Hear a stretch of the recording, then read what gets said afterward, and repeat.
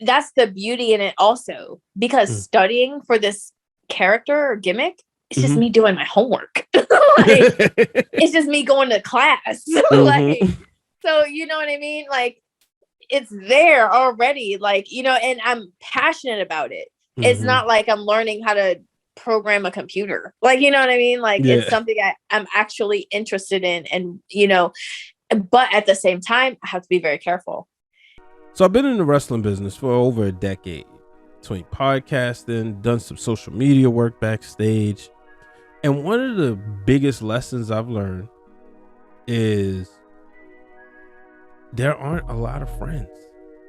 That sounds harsh, but it's the truth, folks. There are not that many friends in wrestling. It's unfortunate, you know, whether it's jealousies or whatever. Well, today I'm bringing on the one person who I call a true friend, who I call family. She's a little sister, and that is the one and only Amber Rodriguez. Amber has elevated herself to a whole new level.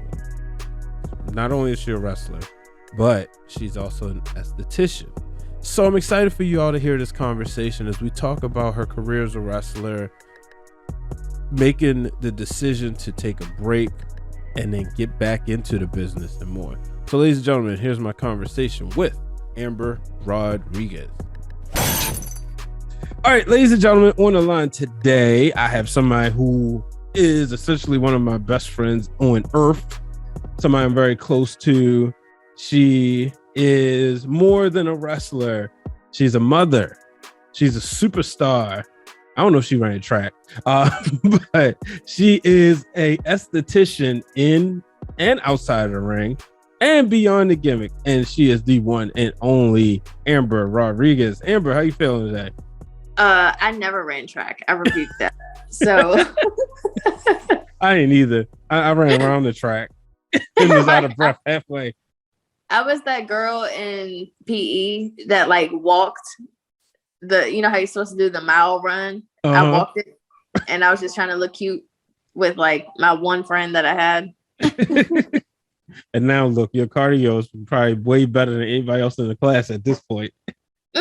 Yeah, it's okay. How you feeling? I feel good. How are you? I'm good. I appreciate you coming on this show. Now, for those who follow me on all my platforms, y'all know y'all seen Amber on Wrestling for the Culture quite a few times on Break It Down with Brian H. She even tried to change the name to Amber for the Culture at one point. Much. But today we're going to talk beyond wrestling. We're going to talk about just life in general. But, you know, we'll start with wrestling because that's something, you know, obviously it's how we met. I'm nearly going on almost 10 years ago. It's hard to believe. A lot to change since then. We both met since then. But when did you decide that you wanted to pursue wrestling? I was 15, and you know, I come from a very like wrestling oriented household, like not like, you know, second generation or anything like that, but I mean, like, wrestling was just very big. My family, I have a lot of wrestling fans in my family. And to the point where me and my brothers decided we're gonna do it. So, you know, me and I'll shout out my brother Chuck Lennox. Shout out to Chuck, man. One of the most dangerous people. I always say that. Like, if y'all ever get a chance to meet Chuck, nice guy. Hey, how's it going? Quiet. But quiet. And there's one person, because one of the people that I don't think you want to cross him. And then it's the quiet people that like know everybody business too. Yep. That's him. But it's always love. He's well respected. Yes. And so but yeah, man, so we started out with MCW, and off of a Google search, you know, we found a local wrestling school and, you know, got started, and the rest is history. So let me ask you, because you started training early, like before you were a legal adult. Yeah, like 15, 16. Right. So what was that conversation like when, you know, instead of saying I'm going to go to 2-year, 4-year college, I'm going to go to wrestling school? Oh, man. So like, I don't think I ever really answered this question. But you know, my parents were parents. You know, especially my dad, you know, like they didn't get it. They didn't take it serious. They felt like it's like, you know, I compare wrestling to like musicians a lot. You know what I mean? It's that starving artist lifestyle. You know, like really until you make it, you're just on this hustle and you're like, you're working, but you're working to support your hustle, to support your dreams. And it's like you're chasing this thing that may or may not happen. And, you know, as a parent now, for me especially, it is scary. But to answer your question, you know, it's like they just took that fear, they just reacted very negatively. But they came around over time. And then, you know, like I I wasn't completely engulfed in it to the point where I didn't realize that, you know, like I also have to have a set of skills and a job. Like either way, like nobody can be in this business forever. Nobody can do that. That's impossible. Either you're going to stop doing it or you could pass away or what have you. Nobody's going to do this forever. So like, it's always great to have something else going on or something to fall back on or just something along the journey that's just like a tool that you can pull out whenever. So me and my dad had a good talk, and his compromise was like, I would just feel more comfortable if you had, you know, something that you can not only like fall back on, but just something in your background that'll just always be there for you to get you in the door with whatever other opportunities in life you want to seek. So that was the military. So he's like, you know, that veteran status, like it really goes a long way. And he's like, I'll support whatever you want to do. I just don't want you to hurt, like whether it be like physically or like financially or what have you. So he's like, I would just feel more comfortable if you did something like that and had that in your back pocket. You know, you develop those skills, you get your GI Bill, you go back to school whenever you want, you know what I mean? And you always will have that and have those benefits, you know, and medical benefits, especially. There's so many wrestlers out here with like no insurance, and it's sad. And I'm not saying that in a way to look down on them. I'm saying it's sad. Like it's literally sad. Like I can't imagine possibly having like a concussion or what have you, and I can't go to the doctor. Like that sucks. Well, this is a quick opportunity to also bring awareness that a lot of them can't. And I think it's unfair that a lot of insurance companies won't even take a chance on them. Right. Right. I remember listening. They're a liability. We are a liability. I'll say we, you know. And it's unfortunate because you got like, I remember Colt Cabana said, you know, he had a podcast years ago. This is like this was 2013 when I was listening to this particular episode.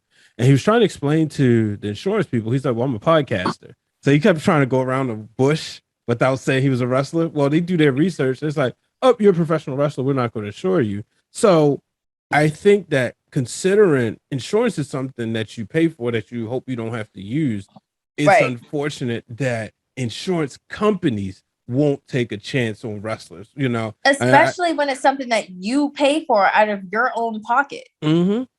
Yeah. And, you know, I wanted to bring that up because just to let people know that it's not all the time wrestlers are being ignorant and careless. You know, it's just sometimes they can't, you know, they just simply can't get that insurance. One of the things you touched on was about your dad and that conversation you had. Now, me knowing you, because you about to jump way ahead.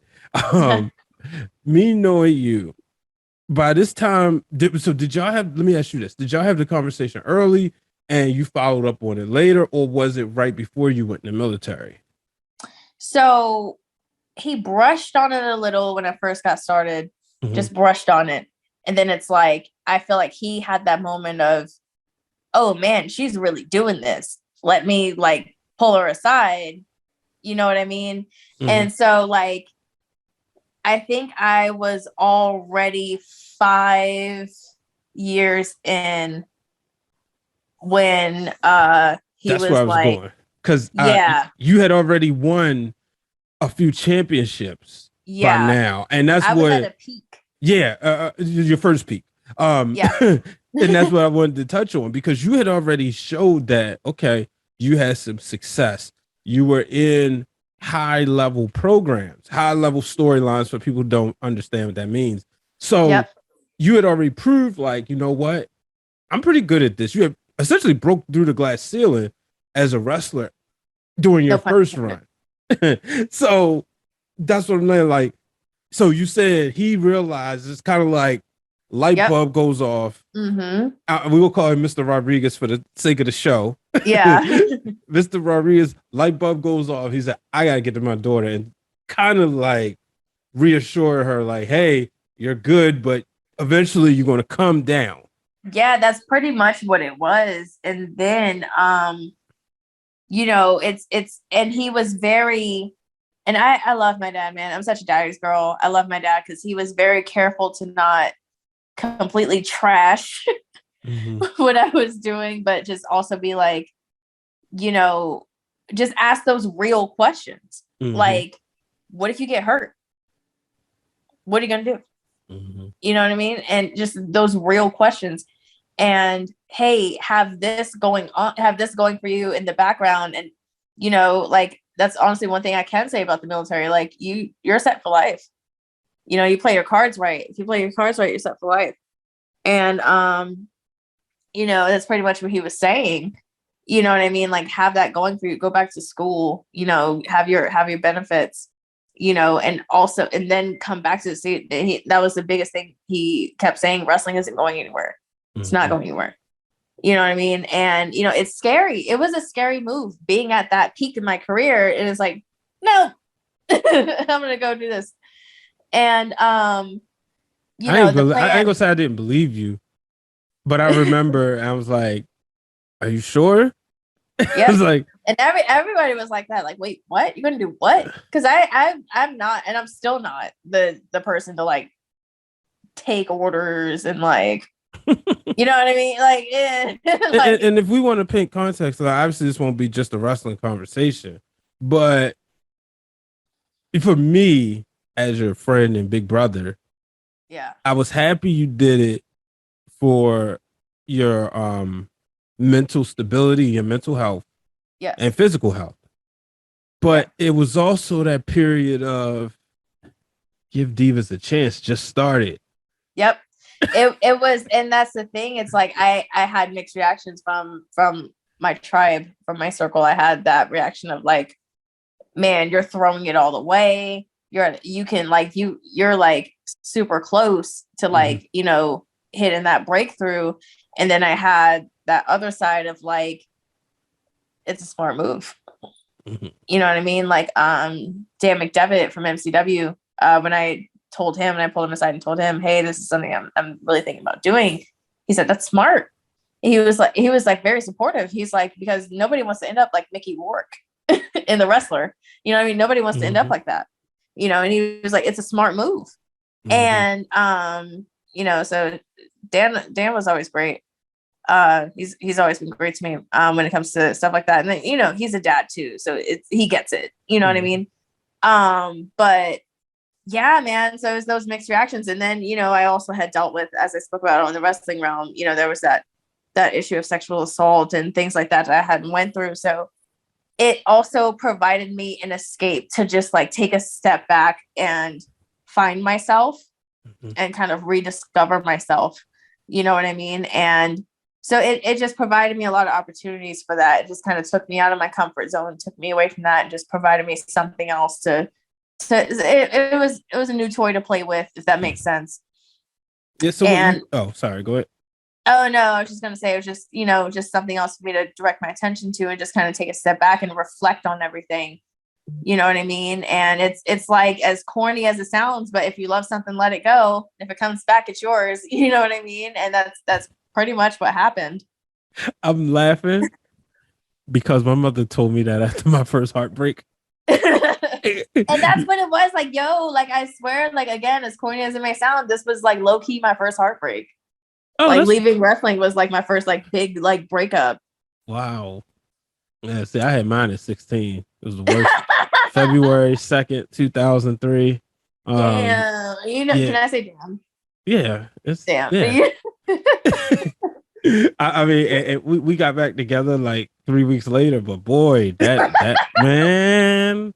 And my mother was like, you love something, let it go. And come back, it's yours. If you didn't, it's never yours to begin with. That's true though. What are you that? I ain't gonna lie, I am a crier. Hey, ain't nothing wrong with that. We're not shaming in 2021. Exactly. At this point you can kind of do anything. But no, you can't. But book your next event with Symphony of Balloons. We offer custom luxury balloon installations for parties, events, grand openings, weddings, gender reveals, and many more. We also offer the 360 photo booth. We want to take your event to the next level. If you're interested in booking with us, please email us at symphonyofballoons@gmail.com. If you're interested in seeing some of our work, follow us on Instagram and Facebook at Symphony of Balloons. We can't wait to partner with you and take your event to the next level. So when you get to the military, did you have a hard time deciding like what it was that you wanted to do, like professionally? Like as far as like my rating, like my job within the military? Yeah, your job within the military. We start there. So, even in boot camp, man, I was like, man, what did I do? Like, what did I get myself into? And it's not that it was hard or anything like that. It was different. Mm-hmm. It's literally like for somebody who isn't mentally prepared and just like, yeah, this is what I'm going to do. This is something I worked my whole life for. And they're just joining fresh out of high school. Like for somebody who's not that, it's literally like jumping into a bucket of ice water. It's like, it's a shock. It's such a shock.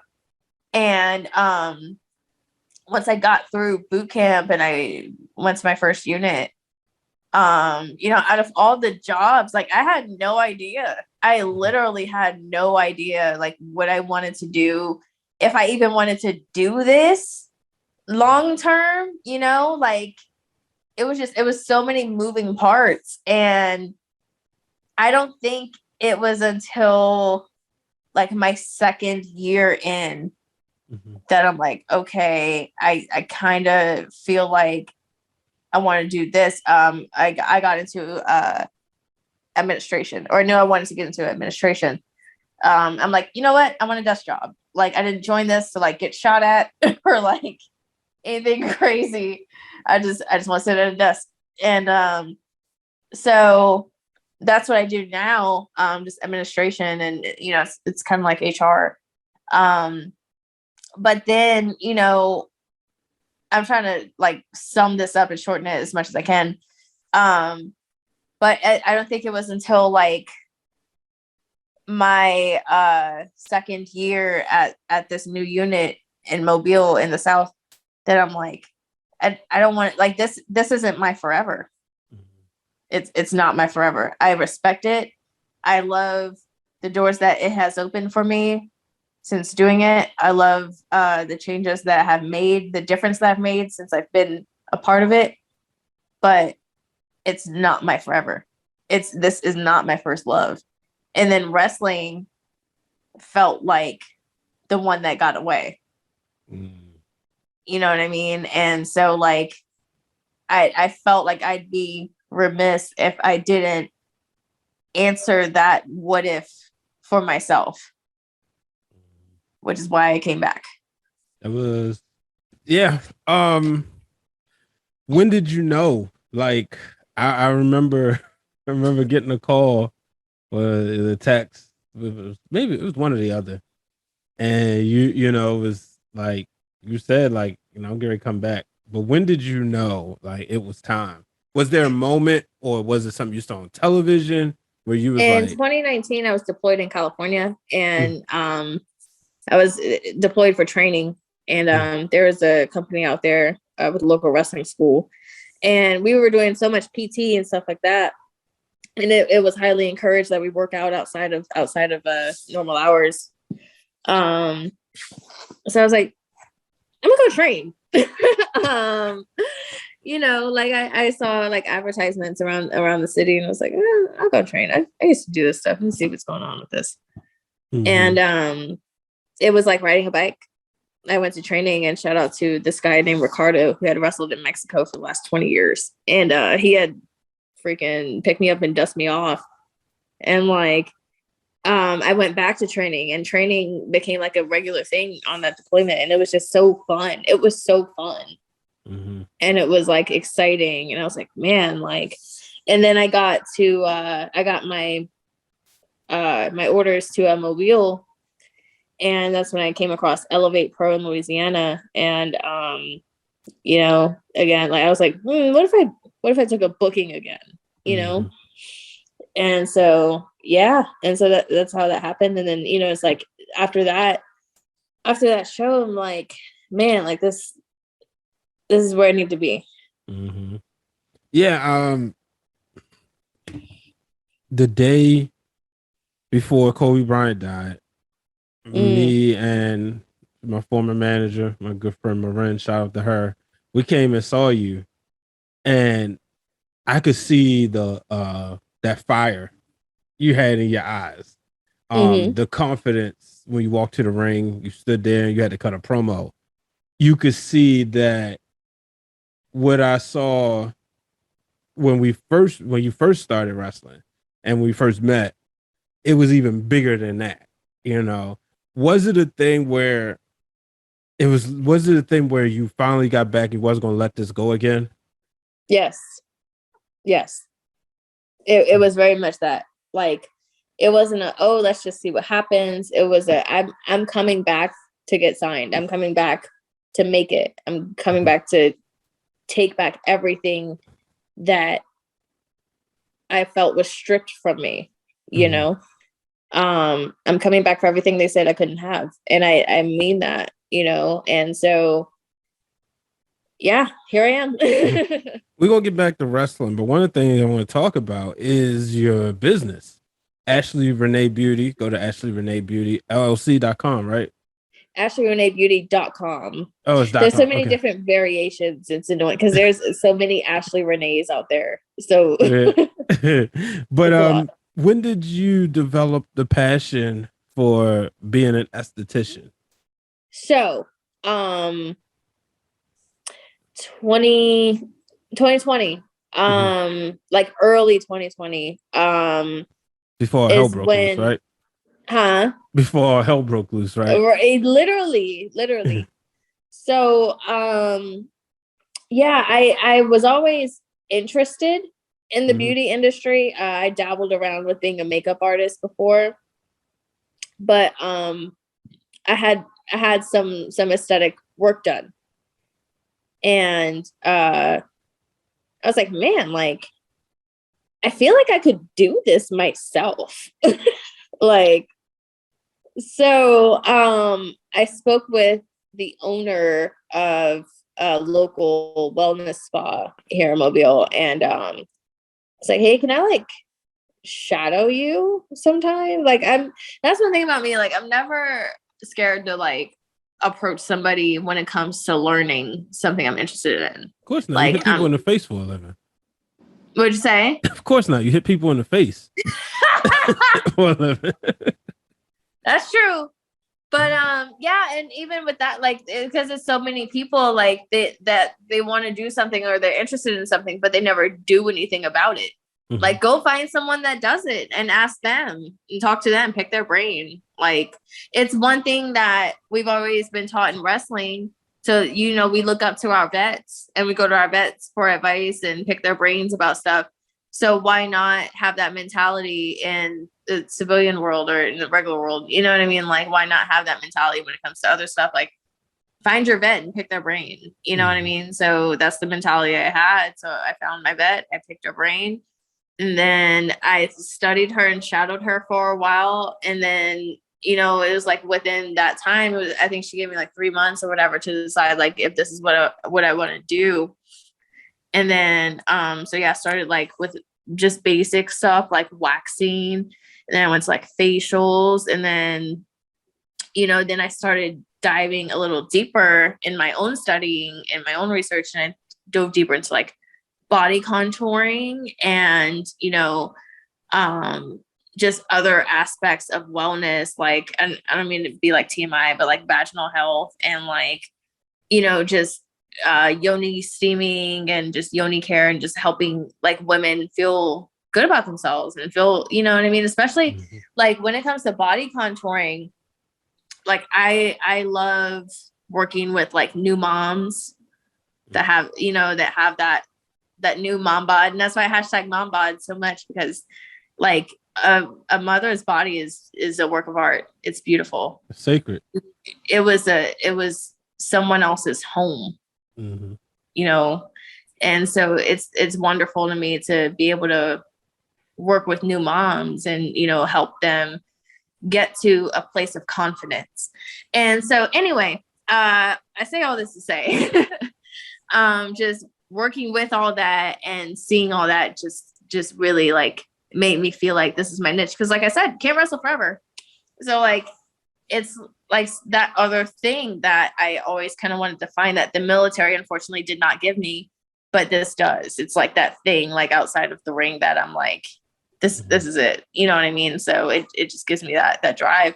And so Ashley Renee was born from in the midst of me doing all my studying and obtaining all these certifications and studying for the state board and all that stuff. Ashley Renee came from me and my sister being on the phone and just me talking to her about things that I learned about with like facials and skincare and stuff like that. And just having discussions about like ingredients and stuff. She's like, well, I started making my own lip scrub. Like I started just from lip scrub. And I was like, what do you put in that? You know? Yeah. And then I was like, man, that'd be a good body scrub. Oh man, this other stuff, if you include this, it can be a body butter. Oh, if you do this and just use this oil, then we can do like Epsom salts. And like next thing you know, we have all these different products and like ingredients on how to make it. And it's like, we should sell this, you know? Yep. And so then there's Ashley Renee Beauty Company. It's my sister's middle name and my middle name. I'll let you decide who's the who's. Well, that's you know, it's always important to find something you're passionate about, and then be able to take that, and you know, because then when you gotta work, right? You gotta take care of yourself. Yes. You know how much, you know, we talk every day. I tell you how much I love podcasting, but also love producing content, videos, pictures, social media. And then we're parents. That's another thing. Like we got a whole nother level of hustle, because if we don't eat, our babies don't eat. Yeah. So and you gotta grind. And when they can see you doing something you love, that's motivating to them, because they'll realize, oh, well, in life you have to work. You should do something you love.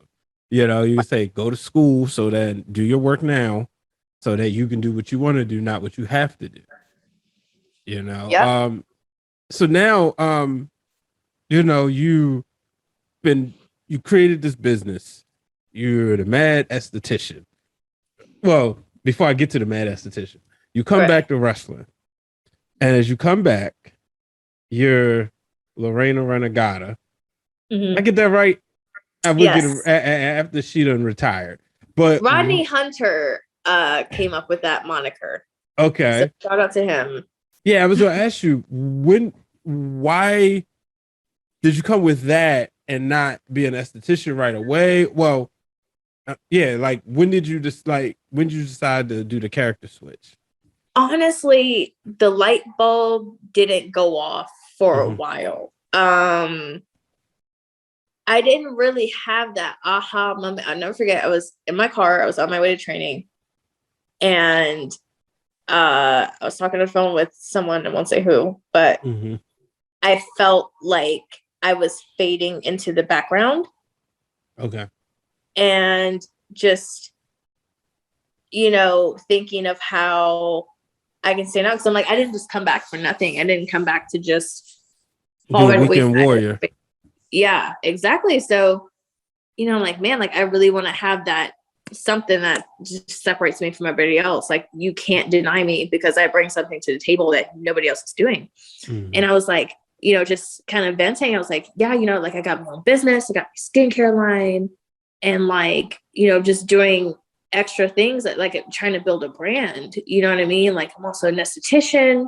Then it's like, ding, like I'm an esthetician. I can do that. Like, wait, hold on. You know what I mean? It's like that aha moment. Like, what if my opponents were my clients? And so dating back to when I had that feud with Mickey at MCW, the story behind that was I lost the belt and I lost my mind, like along with it, Yeah, so I can be delusional. I can be crazy. I can play that character. Yeah, they can't see us. They can't see us, but she used to walk around holding an invincible belt, and try to use it as a weapon. So it's like out over the top, like with stuff like that. If you're gonna go there, you got to go all the way. I love Mickey so much because and I've always like looked up to her, and so to be able to work with her and pick her brain. And to be able to pitch an idea like that, and for her to like not only like entertain it but take it serious and be like, yeah, no, that's great, and you can also do this. Like if you're gonna take it here, like take it to like, don't just take it to 100, take it to 1,000. You know what I mean? So, and the point is like I can tap into that like level of acting and just get to that level of like crazy.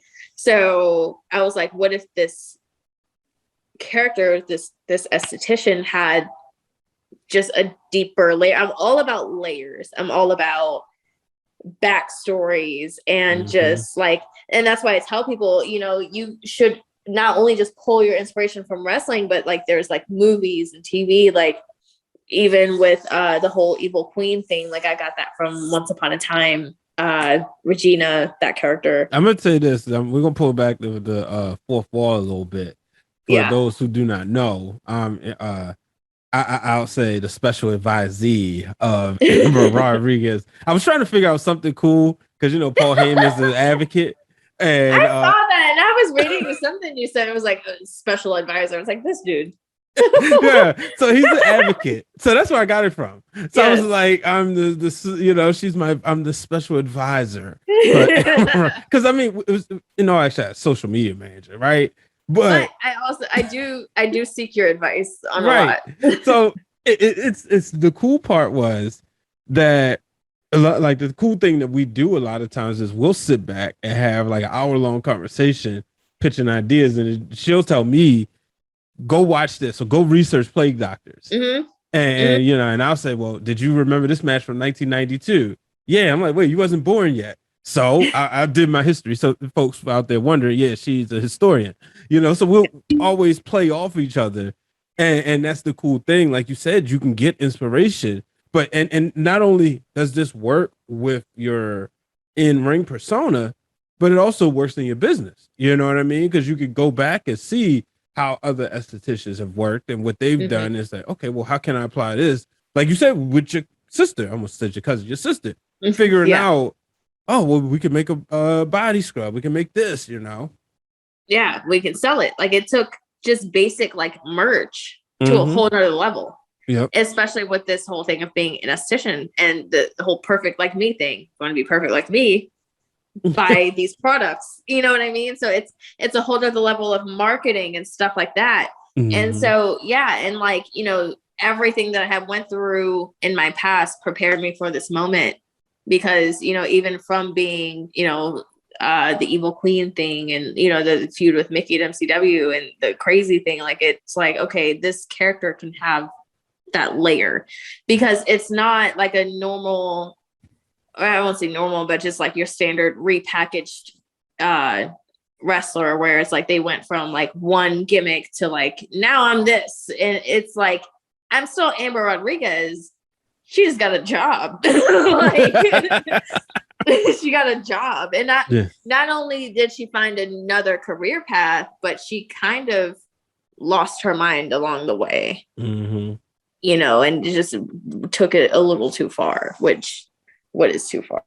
Well, So. it works too both ways, because if you're the heel, it's obviously fun because you just insult him. But if Right. you're the baby face, you can, encourage and say, you know what, maybe you're acting like this because you need a consultation. And it's like that, honestly, either role. And it's that kind of, it's like a blurred line, because if someone's delusional and they honestly believe that they're fixing you, it's not like good or bad. You know what I mean? Yep. It just is. Well, see, that's the thing about a heel, is a heel always thinks they're doing the right thing. That's what a good heel is. At the end of the day, like $1 Million Man thought he was doing the right thing by giving people money, even though they was humiliating themselves. He thought, if I'm giving you money, now you don't have you do X, Y, Z, Even taking inspiration from plague doctors, like people who believe they were curing the plague, and they're not curing them, they're killing them, and they're not even doctors. You know what I mean? So even that, like I just love just the creativity of this business. Like, I feel like more people should just tap into that, because there's not a lot of characters anymore. Everybody's just like, I'm a performer, I'm a competitor. And it's like, well, if I'd go watch amateur wrestling or like MMA or something. They do a bunch of flips. Like, you watch professional wrestling to escape reality. You watch it for the show. Like, it's theater. Like, it's theater, and it's sports at the same time. That's why it's sports entertainment. You're watching sports, you're being entertained on another level than you would from watching like football. I want to take a quick minute to talk about mental health. As you all know, we are living in unprecedented times, whether it's the racial pandemic or the COVID-19 pandemic. Well, I want to introduce you to Hope Again Counseling Services, where transformation begins. Hope Again provides help for children, adolescents, adults, family, and couples. So give them a call at 410-698-8442 or visit them on the web at yourhopeagain.com to book your appointment. If you are willing to believe, you will begin to achieve, and ultimately, Hope Again Counseling Services can help you receive all that is meant for you. You talked about working with moms, and you really like essentially helping mothers appreciate the temple that you said that was somebody's home. What's been the highlight of your career as far as esthetician? I know it's, on the newer side of things and you have a long ways to go, but what's been the highlight so far? And that's the thing, like, breaking the fourth wall a little bit, as you said. Like, I'm very green as an esthetician. I'm very green. I'm not too big to admit it. I'm always learning. I have some very great mentors that are just wonderful. And without them, I would be nothing. And, I'm very blessed to have gone to, the schools and the, classes and the training that I've gone through. I've had some very good trainings. There's some horrible classes out there that no one should spend a dime on, that people like overcharge and they come out and it's just horrible. So, to answer your question, it's a lot, and especially being green. And I compare everything to wrestling, right? So having that client that doesn't know this is only my third body contouring session. I've done a lot since then, by the way. But anyway, that client that doesn't know you're number 3, or even number 1, and you got to keep it together. And like, if God forbid, something goes wrong or whatever, you got to keep it cool because you're a professional. You know what I mean? And it's like being green and having those first, I'll say like those first 100 matches where you're just like, you know what I mean? Like, you're in there and you got to hold your own because there's people relying on you to carry your own weight. You know what I mean? There's people, just like there's people in the crowd that paid to see you or paid to see the show in general. There's people that paid for services from you, and you have to deliver. So it's a lot of pressure. And so when everything comes out all right, again, like wrestling, when you're freaking out about this match and you get to the back and everybody's like, good job, brother. You know what I mean? It's like, you know, the same thing when you're finished with that client and they're looking good and they're snatched and they're living their best life, you know, or they're, you know, their skin is glowing and everything, and they finish and they're just thanking you and everything's good. It's like, whew, it's like that relief, you know? So it's amazing. I wouldn't trade it for the world. I love everything about it. Now that takes me time, like when it goes back, when the first time I shot, the first wedding I shot where I was leading, you know, I had did some under like my friends' companies, but when I shot my first wedding, it was a good friend of mine from around the way, and he had to convince his wife, like, nah, my boy can shoot. And of course she's like, so you're a photographer, let me see your camera. And I guess she thought, because, you know, we was out, it was during the day, we was all eating, you know, burgers and drinking. She thought I was just one of these people in the hood that just took pictures with an iPhone. So, you know, when I did the presentation, it was like, wow. And I said, look, I'm gonna be honest with y'all. Y'all the first wedding that I'm leading, but because of that, y'all gonna get an extreme, like, you ain't gonna find a cheaper price than what I'm gonna give you, because like, you give me this opportunity. Yeah, you gotta take a chance on you gotta take a chance on people that are worth it. You know what I mean? People that are like, because there's people that are new and don't know what they're doing, and then there's people that are new and don't know what they're doing, but they're willing to learn and they're passionate and they're humble. You know what I mean? They're like, then they want you to take a chance on them, if that makes sense. And okay, so I'm gonna tell you a story. So like, I think it was like I was still new at waxing, and I had a lady, and she was being waxed, and like, I'm gonna say this as clean as I can, but like, she was being waxed, and I don't know if it was just like this brand of wax that to this day I will not touch because of this. It was very like, the texture was very gummy, and like it was like almost like elastic, like it was just very gummy, and it just was not a good hard wax. Like hard wax, you want to lay it on there and you want to rip it off, and like they may cry a little bit, but it's fine because it's all coming off. And like this wax is just, it was very, very gummy. It's like, so you pull it in there. Yeah, it's just like it's like gum, you know? And so yeah, and it's like, it's not getting up everything it needs to get up because it's like freaking silly putty. And so, man. Yeah. And so like this, like I'm still new and this is one of my first clients. And I'm like, oh, so like I'm pulling this wax and it's not doing what it's supposed to do. And I was so nervous about calling the head girl up in there, because I'm like, man, it's not that I don't want to ask for help, but I just don't want to go running to the boss every time any little thing goes wrong. So I put more wax on her, and I'm like, and maybe if I just let it sit a little longer, you know what I mean? It'll harden up more, and then I can just rip it all off and it'll do what it's supposed to do. So I put more wax on her, and I wait a good little bit, pull it up. It's like putty still. And it's just more. It's just more. And like, now I'm trying not to cry. So like, it's just more. And I felt so bad. And so when then did you finally make the tag? This way you gotta make a hot tag. Like, so like, oh, and I'm pulling it and it's just like runny and it's just gross, and it's pink. It's hot pink. Oh. So I went and I pulled the headlight. I made the tag, and so she comes in and she's like, oh, you just need to put more wax on there and let it sit. And I'm like, I just did that. And so but I don't know, man. I guess she just had magic hands because she did that. And like for her, it just came up. So yeah, I say all that to say. So how did the client react?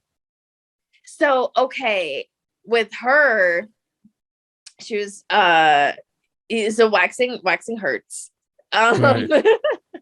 And like, that's the weird thing, because like even with the ripping, it wasn't getting like all the hair that it should have gotten. She was complaining about, at first she was complaining about the heat. That was another thing, like client complaints when you're new. It's like you don't know how to take it in and decipher it as like, okay, this person's just being a baby, or this, like, no, this is really wrong and I need to fix this. Like, does that make sense? And so yeah, it's like kind of hard to filter through that. So everything, you just take it to heart, you know what I mean? So first she was complaining about the wax being too hot, and it was not too hot. Like, you know, I did the little test, like, you know, you test wax like you test a baby's bottle, like on the fine part of your skin. And like, it's fine. But if it's like cold, like it's not going to get any hair up. So that was a whole nother issue. So yeah, she's complaining about that. And then like, you know, the fact that it kept having to come up, like obviously that was uncomfortable. So yeah, man. Yeah. But she was patient. Like, and that was another thing, like, you know, about the head lady there. She was very transparent, like, hey, this is our trainee, you know what I mean? And it would be up to them if they wanted me to work with them or not. Right.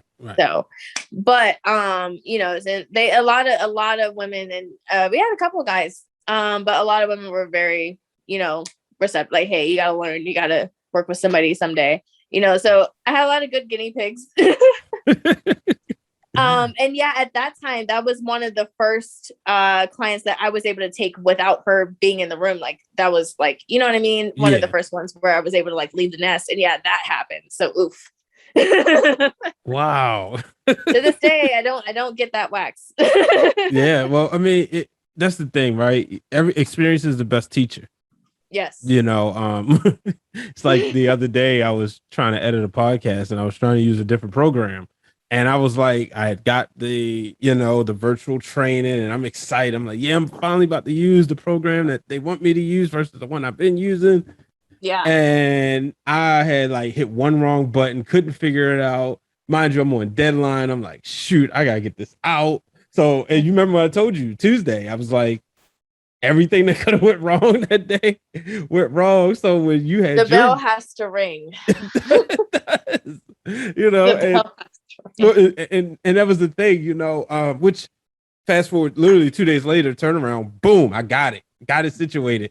But like you say, experience is the best teacher. The bell has to ring, you know. It's funny how we've used like a lot of wrestling references. If you remember in January 2020 at the after show dinner, that whole car ride, it was the same thing. all of these wrestling references, and the other people in the car are sitting there like, I don't know what that means. Oh man. But you know, a couple more things before we get out of here. You know, so you come back now. This is the question, and it's finally come back to me. Were you nervous being the mad esthetician in the ring? Because yes, essentially you have to nail this because this is your livelihood now. Yes. And so you go in there, you gotta nail it. You know what I mean? Because everybody can't be Stone Cold Steve Austin, who's really a wine drinker with maybe a couple of IPAs versus the beer swilling. You know what I mean? Yeah. So, you know, and like I said, it's not like you're Duke the Dumpster Drosy or Isaac Yankem, where it said, you know, you got Vince McMahon say, oh, Amber, I want you to be a mad esthetician. So go home and do all your research on esthetician. Right. But honestly, not to cut you off, but I get what you're saying. So like, yeah. That's the beauty in it also, because studying for this character or gimmick, it's just me doing my homework. Like, it's just me going to class. Like, so you know what I mean? Like, it's there already. Like, you know, and I'm passionate about it. It's not like I'm learning how to program a computer. Like, you know what I mean? Like, it's something I'm actually interested in, and you know, but at the same time, I have to be very careful. Even in my promos, I can't, or I feel that I can't say something that's like unrealistic or not true. Like all of the facts I give, even the promo I did on Sofia Castillo, and her rhinoplasty. You know, estheticians perform non-invasive rhinoplasties using a hyaluron pen. And so, you know, I was very careful of the information I gave out to where it's not incorrect information. Like stuff like that means a lot to me. Like, because I'm speaking about things that I actually do. You know what I mean? So I want to come off and be very credible, if that makes sense. No, yeah, perfect sense. Have you had that fan yet come up to you to schedule a consultation? Yes. That's even better. I have my business cards and my pamphlets at my merch table. And so, yeah, it's real. Going up. And a lot of people, that's another thing. They don't realize, a lot of fans don't realize until they get to my merch table and they see like my banner and like my, you know, the Ashley Renee skincare products and everything. They're like, oh, you're really like, you know what I mean? Like, because they think it's just a character. Pay attention to your social media. One Amber Rodriguez or Ashley Renee Beauty LLC. They'll see that. Yes, it's real. Damn it. Yeah, like it's not just some crap that I came up with. Like, this is my life. Oh man. You know, it's to really go back and, you know, briefly, because believe me, it was brief. Everything you've done in the past 10 years has just been like, wow. When would you say you broke through the glass ceiling? I'm gonna say the second time, because, you know, we talked about during your first run how you had you know, you was the MCW Women's Champion. You're in the ring with Lita, in the ring with Mickie James. So boom, you broke through the glass ceiling there. Then you hit the reset button, and then you come back. What would you say you broke through the glass ceiling in life, or in wrestling, or in your business? Any of those choices. But when would you say? And that means you know that you was living in your purpose and doing exactly what you're supposed to do, and you were good at it. I feel like I broke through my own glass ceiling the first time. And like you said, working with so many legends and so many names and, you know, things that I never thought that I would actually do. Like I fantasized about it. I thought about it. But when I had those somebody pinch me moments and I'm staring across from a WWE Hall of Famer that I used to emulate when I was a kid, like, you know, like that was breaking through my glass ceiling. And it was a check off the box, but breaking off the glass ceiling was when I came back and I decided I'm not just doing this for me. You know what I mean? I want to uplift and inspire. And it's so much more than just wrestling to me now. Like before it was like, oh, I'm happy to be here. This is cool. I've always wanted to do this. And now it's like, I'm doing this because blah, blah, blah. You know, does that make sense? It's like, now I have, you know, I always say I got a little 4-year-old. I have an audience. I have a little audience watching me and watching everything I do. And so I'm doing it for her. I'm also doing it for, you know, like the other women that need to be uplifted. I'm doing it for my friends that work their asses off but don't really get noticed. And so, you know, I use whatever platform I can, you know, to not only get there but reach back down and help somebody else. You know what I mean? Which is a mentality I didn't have the first time around. You know what I mean? Because like I said, it was just like, yeah, I'm happy to be here. This is cool. And like now it's so much more. You know, I do this to inspire. I do this to uplift. I do this to encourage.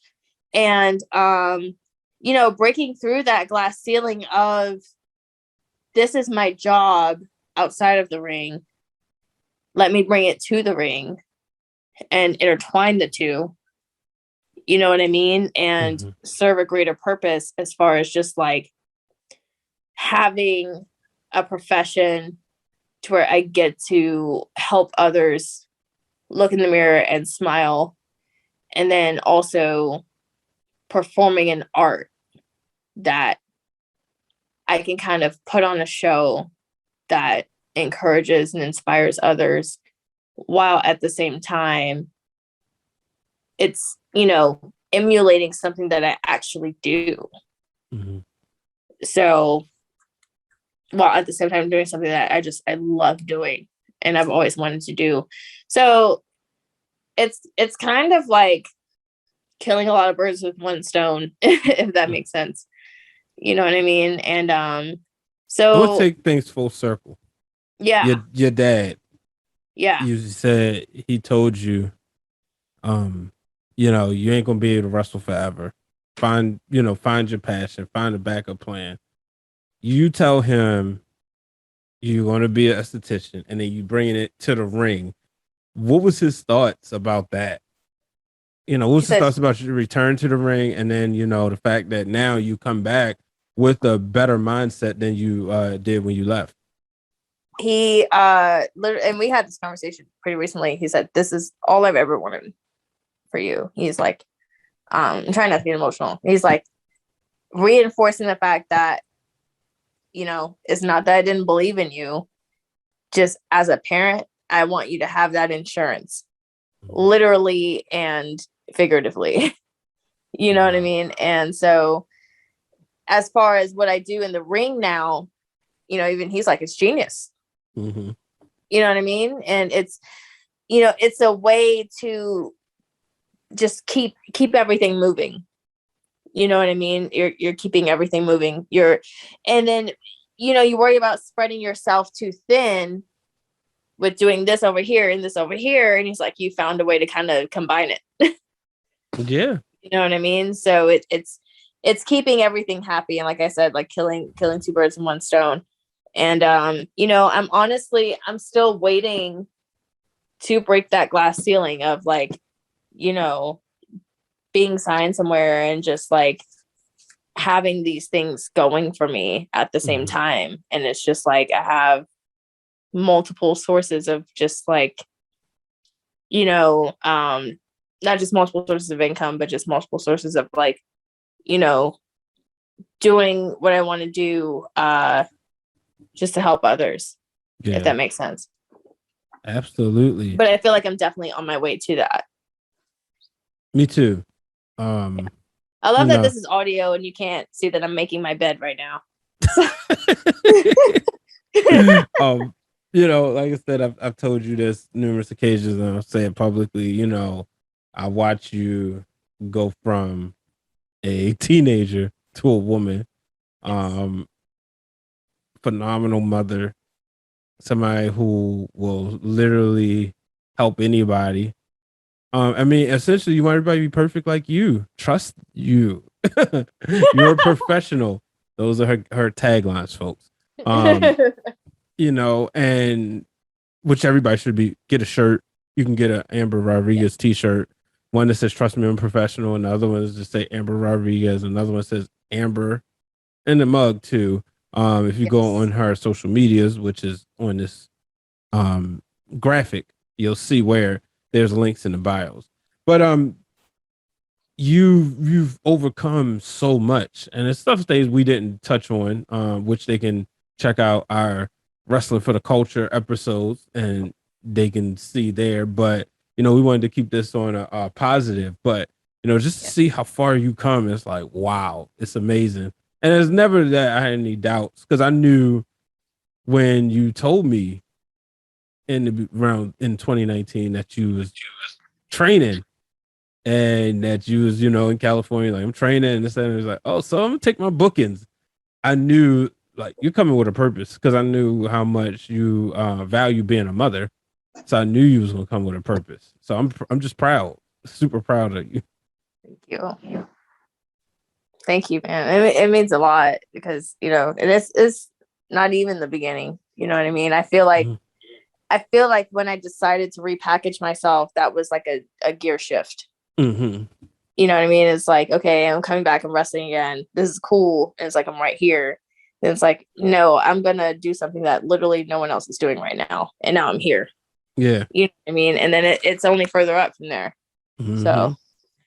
Yeah, well, let the people know where they can find you before we get out of here. Yeah. So I'm on Instagram and Twitter at One Amber Rodriguez. They're both the same for your convenience. I'm on Facebook at Amber Rodriguez, my fan page. Please don't add my personal page unless it's for business reasons. And YouTube at Amber Rodriguez. Awesome. Also, Ashley go Renee ahead. Beauty Company.com. Get you some skincare products. And that's Ashley Renee Beauty LLC on all socials. Right? Yes. Yeah. You should know this, man. Because we be pushing the other one. I should. It's different when you posting content from it versus adding it all the time. That's true. But you're right. But ladies and gentlemen, she is the mad esthetician. She suggests that you be perfect like her. And at the end of the day, trust her because she's a professional. Amber, thank you very much. Appreciate you coming on. Thank you for having me on my show. It was great. There you go again. Oh, it's always funny. Always fun times when we two get together. Ladies and gentlemen, I hope you enjoyed that conversation we just had. Very refreshing. It was very fun to go back. Make sure you support our business. Support Black women in business. You heard a drop earlier from my sister and her husband. You also heard a drop from the one and only Miss Karen Diggs, who's a counselor. So, it's one of the things I like to do is elevate Black businesses, especially with my friends and family. So, folks, hope you enjoyed that. Make sure you follow me on all social media platforms at Brian H. Waters.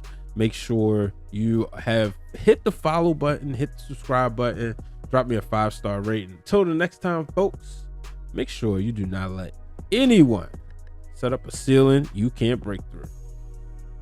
This podcast is produced by B Waters Productions, and the music is brought to you by Hypno Beats, which you can find on Instagram at hypno_beats with a Z.